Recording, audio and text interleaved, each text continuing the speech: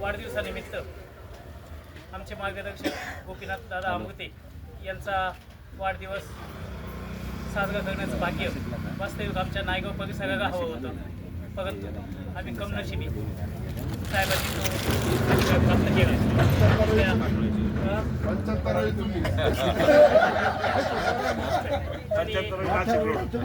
अशा वेगवेगळ्या पार्श्वभूमीवर त्यांचे विविध रूप सगळ्या वक्त्यांनी सादर केले. त्यांच्या चांगुलपणाचं जे वर्णन केलं आणि सर्वात महत्त्वाचं म्हणजे त्यांचं अनुसरण होऊन गेलं. यातच सर्व काही आलं. सर्वांनी या कार्यक्रमावर उपस्थिती दाखवली याबद्दल सर्वांच्या स्थानक परिवाराच्या वतीनं सर्वांचे आभार मानतो.